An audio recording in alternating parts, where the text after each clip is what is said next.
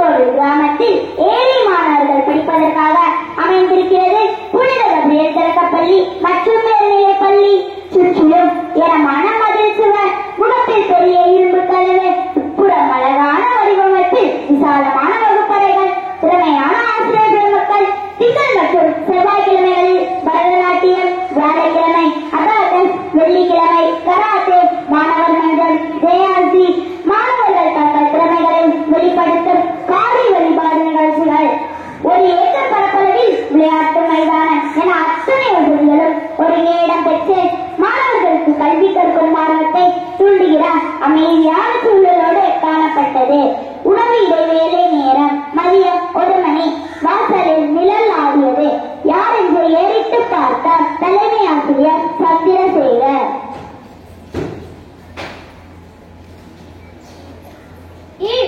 நம்ம போய் எத்தனை நேரம் காத்துட்டு வரலாம்.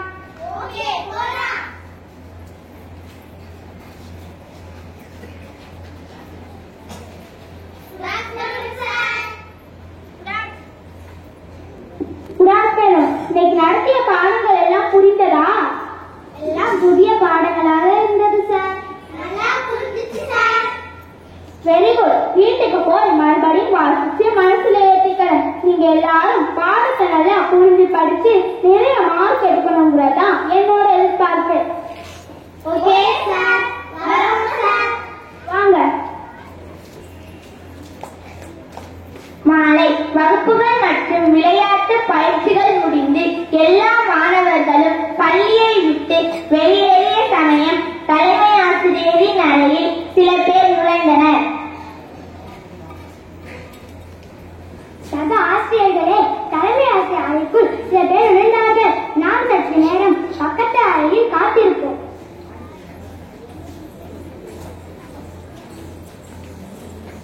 வாங்க வாங்க, வந்து உட்காருங்க.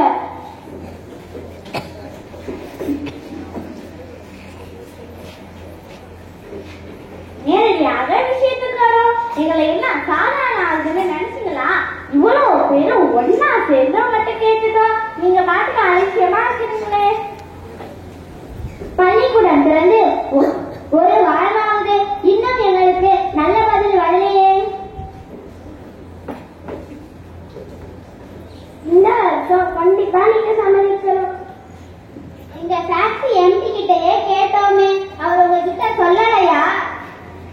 கோபம் வேண்டாம், நான் ஏற்கனவே முடிவை தெளிவாக சொல்லிட்டேன். அதன் பிறகும் நீங்கள் வற்புறுத்த வேண்டாமே. அதற்கு மாற்றாக நல்ல யோசனையும் சொன்னேன். அந்த காரியத்தை சீக்கிரம் ஆரம்பிச்சுங்க, காலம் கருத்தாதுங்க. ஓ அப்படியா? நாங்க தான் டொனேஷன் தரோம் சொன்னோம்ல, அப்புறம் என்ன ரொம்ப தான் பிஹேவ் பண்றீங்க? சத்தம் போடாதீங்க. ஒரே ஒரு எத்தனை முறை சொல்றது?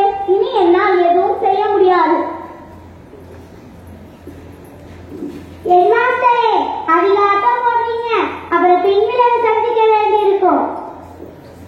அதை பற்றி பயமில்லை. உங்கள் பணம் எனக்கு தேவையில்லை. அதை கொடுத்து வேறு எங்காவது முயற்சி செய்து கொள்ளுங்கள். நீங்கள் போகலாம்.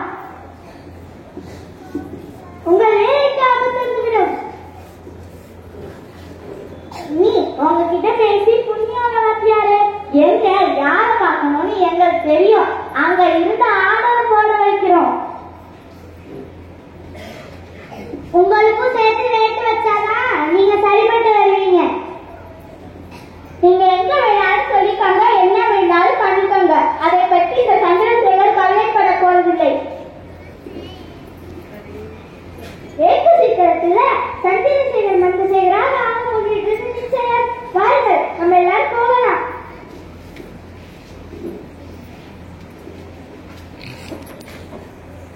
Good evening sir. Good evening. நீங்க எல்லாரும் எப்படிங்க? அப்பவே உங்களை எல்லாம் வீட்டுக்கு போக சொல்லி அனுப்புனே. எப்படி சார் மனசு வரும்? நாம எல்லாரும் ஒரே குடும்பம். நீங்க குடும்ப தலைவர். அவங்க ஏதாவது வம்பு கிழித்தா நம்ம தரப்புல உள்ள நியாயத்தை சொல்லி உங்களுக்கு உதவலாம் வேண்டாம். அடுத்த ரூமில் காத்துக்கிட்டு இருந்தோம். பிடி கொடுக்காமல் உறுதியான சொல்லி நீங்களே திருத்தி விட்டீங்க. உங்கள் துணை இருக்கும் வரை எனக்கு என்ன பயம்? வாருங்கள், இப்போது நாம் வீட்டிற்கு செல்லலாம்.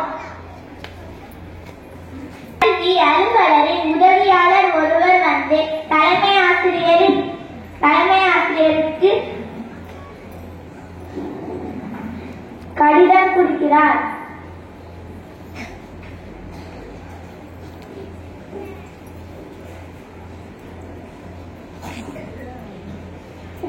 சார் போலாமா சார்? போகலாம்.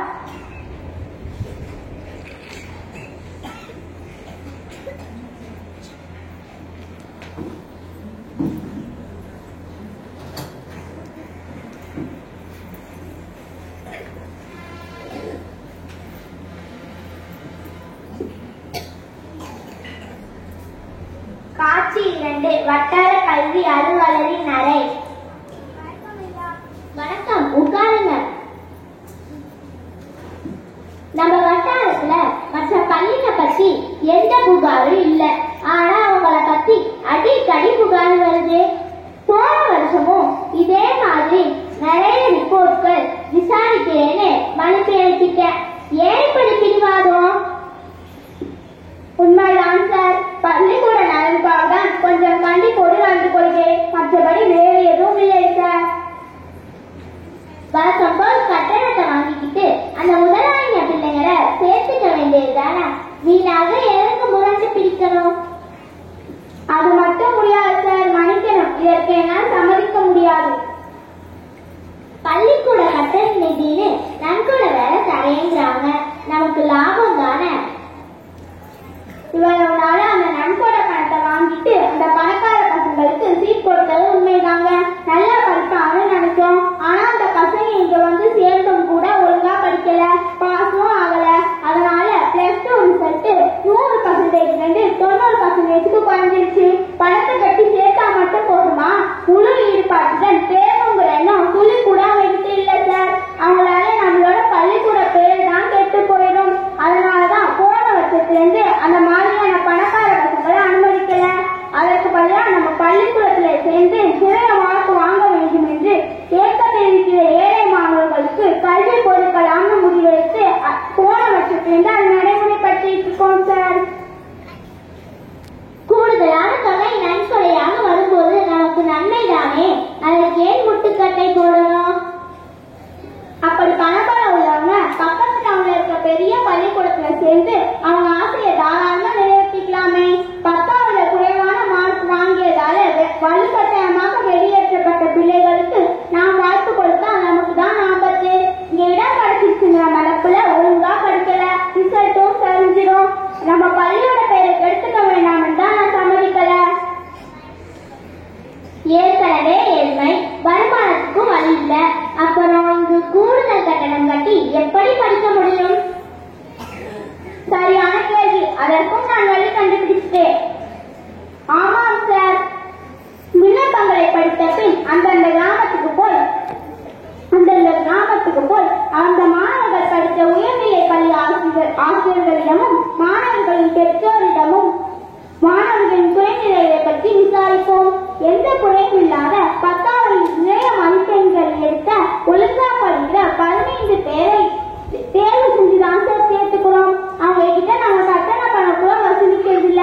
அது மட்டும் இல்ல சார், அந்த 15 பேரும் பரம்ப ஏழை குடும்பத்தை சேர்ந்தவங்க. சாப்பாட்டுக்கு கூட வழி இல்லை. ஆசிரியர்கள் எல்லாரும் சேர்ந்து அவர்கள் உணவு வழிவகை செய்துள்ளோம்.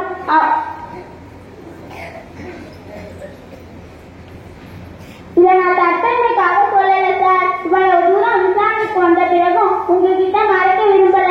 அதனாலதான் தயவு செஞ்சு இதை யாரிடமும் சொல்ல வேண்டாம்.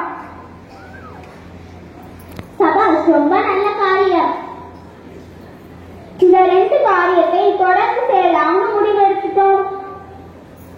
Uniform, books, noon meal, breakfast எல்லாம் கவர்மெண்டே தந்துட்டு இருக்கு. ஏழை மாணவர்களின் வாழ்க்கையை ஒளிமயமாக்க களம் நியமித்தோம். இனிமே அதனால்தான் சார் அந்த பசங்களை சேர்த்துக்க முடியல. இனிமே நீங்களா சார் தீர்ப்பு சொல்லணும்.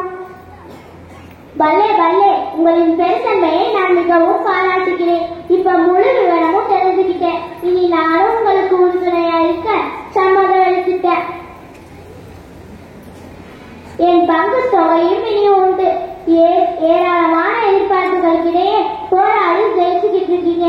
ஏற்கனவே அந்த முதலாளிங்க பல முறை முயற்சி செய்து தோற்று திரும்பிட்டாங்க. அடுத்து 2-3 தடவை முட்டி மோதி பார்ப்பாங்க. சிபாரிசு எடுத்துக்க வேண்டாம். இறக்கிடுவாங்க.